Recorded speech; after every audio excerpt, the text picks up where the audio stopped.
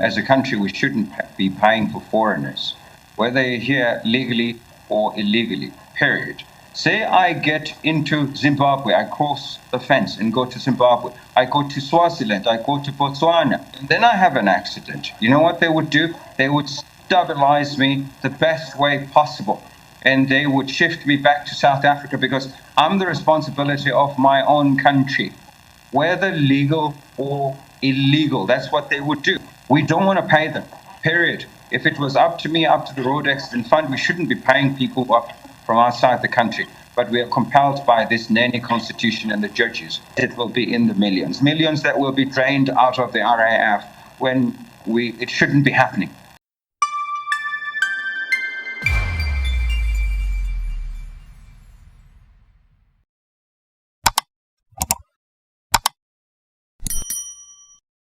Hello everyone, welcome back to the channel. So we've just been hit with yet another gut punch. First, our clinics get raided for ARVs, our medication is stolen and smuggled out by illegal foreigners in that deadly Limpopo bus crash. Now, the Road Accidents Fund, funded by our fuel levies, has to pay out to these same foreigners, even the undocumented ones without IDs.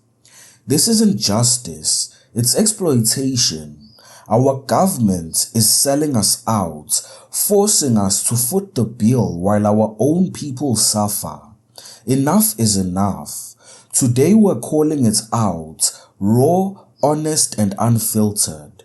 Let's get into it. Bring in the RAF spokesperson in Macintosh Bolela, who joins us now via our video link. Welcome to the SABC News Channel, sir. Thanks very much indeed for making time. You know, this issue around what the RAF's obligations are insofar as it helping specifically foreign nationals was recently ventilated in court. I think it was in 2022. And then I think it was the High Court that found that, in fact, there is no discrimination according to immigration status. Would that be the case even in this particular scenario? Unfortunately, it will be. You're mentioning the courts. We have mentioned time and again that as a country we shouldn't be paying for foreigners, whether they're here legally or illegally, period. Now, when we have foreigners coming through, there's a couple of things that we have insisted in the past. We have insisted that you bring your passport for us to see, number one, that you're here illegally, but also to determine whether when the accident happened, you were indeed in the country, South Africa. Now, we have had fights with these courts in that they have pushed us to essentially break the law, because the Immigration Act is very clear when it comes to foreigners, in that it says that we are not allowed as an institution to be doing deals with foreigners as pertaining to the illegal foreigners. But we have this very peculiar situation where the judges are saying every foreigner is here, even if illegally, but they are here constitutionally. We don't want to pay them, period. If it was up to me, up to the Road Accident Fund, we shouldn't be paying people up from outside the country. But we are compelled by this nanny constitution and the judges. Gosh. All right. I mean, I think what that High Court judge actually did was cite, it must have been, from the top of my head, Section 17 of the RAF Act, which actually doesn't discriminate against any person who is injured or suffers fatal injuries in the country whilst on the country's roads. And I suppose if the RAF were to take that up, that's actually where the rubber hits the road. Excuse the pun. Indeed. The judges put too much emphasis on any person. Now, say I get into Zimbabwe, I cross the fence and go to Zimbabwe. I go to Swaziland, I go to Botswana, right? I'm just mentioning countries around us. And then I have an accident. You know what they would do? They would stabilize me the best way possible. And they would shift me back to South Africa because I'm the responsibility of my own country, whether legal or illegal. That's what they would do. I lived in this country called Britain. I was there legally for a very long time. I had all the rights. But even there, if I were to have an accident that needed a drain to the NHS as they have it, they would have stabilized me to the point where they realized that I was not needed there anymore to study and taken me back to South Africa. We are the only country in the world that nannies everybody that comes through our borders, whether legally or illegally. Every other country, including rich countries, do not do what we do. They require that you have health insurance, accident insurance, which happened when I went to the country of Swaziland last year. These are our neighbors. We should be doing the same. There should be parity. We shouldn't be. I feel sorry for the families, for the people who died. But I'm saying to you, we should not be paying them. But sitting here and now, they will be claiming. I hope that I have clarified this issue. Right, I hear you loud and clear. As the law currently stands, and as you do concede, the RAF does have an obligation to these individuals and their families. 34 of them, we're told, have sadly passed away due to this accident on Sunday. I wonder if A, any claims have been lodged yet, and B, whether the RAF is in a position to even estimate what the possible costs of any kind of compensation, insofar as this case is concerned, would be. Let me start with this. The law, as it pertains people that are here legally, says that we should process their claims. And this is a legacy law. During apartheid, this was a skunk of the world, South Africa. Nobody wanted to come here.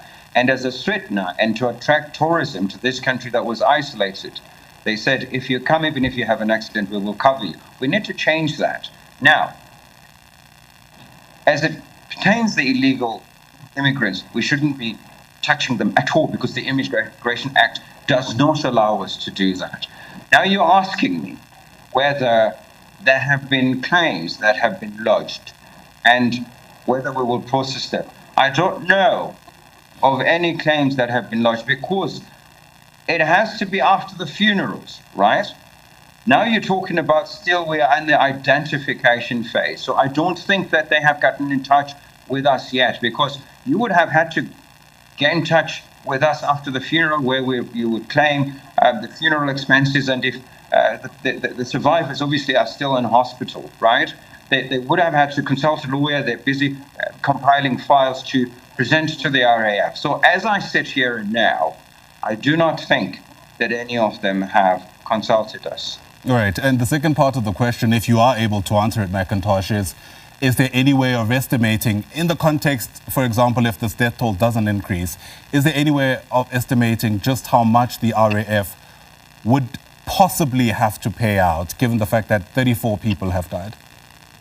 Let me give you this estimate. I remember that last year we released statistics where we said, at the time we had paid around 1.8 billion, if not more, to foreigners. And as it pertains the people that have passed away and the people that are injured, I can only say to you it will be in the millions because it depends on the extent of the injuries to each person. If you are going to be put out of work for a very, very long time and you've been working, the calculation is done on the loss of earnings. And with regards to the people that have passed away, obviously the beneficiaries, it will depend on what these people were bringing home. But I can tell you, just sitting here, with these claims having not come through, that it will be in the millions. Millions that will be drained out of the RAF when it shouldn't be happening. So let's connect the dots. That bus crash killed 43 foreigners and revealed buckets of our stolen ARVs, meds meant for South Africans fighting HIV. Those drugs don't grow on trees. They're paid for by our taxes. Shortages mean our families wait longer, get sicker, develop resistance. It's a direct drain on our healthcare. And now, the RAF steps in to compensate survivors and families. Yes, even the illegal ones. McIntosh Polela from the RAF said it himself. They don't want to pay, but the courts are forcing them. There are billions in backlogs for citizens, yet payouts flow to outsiders who exploit our borders. This is no accident, it's policy. Our own governments created this mess with porous borders and weak enforcement. The ANC talks tough on crime, but they've let illegal immigration run wild, straining everything from jobs to hospitals. Now the RAF, our money, is rewarding it. How is this fair? South Africans pay the levies, drive the roads, yet illegals get a free pass. It's betrayal, plain and simple. And also, just look around.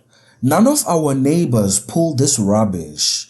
Zimbabwe, Botswana, Namibia, Mozambique, none of them have a public fund handing cash to illegals like candy. Their systems focus on citizens first, without courts twisting arms to pay foreigners.